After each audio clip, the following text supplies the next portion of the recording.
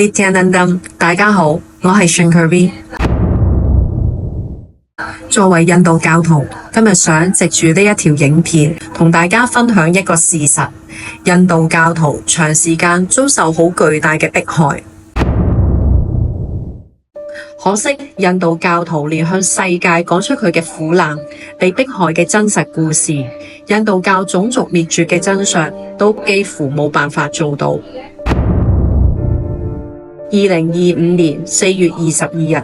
喺喀什米爾嘅恐怖襲擊，清楚顯示咗極端分子對於印度教徒嘅深刻仇恨。或者你會覺得只有印度教徒先會成為襲擊嘅目標，同你冇關係。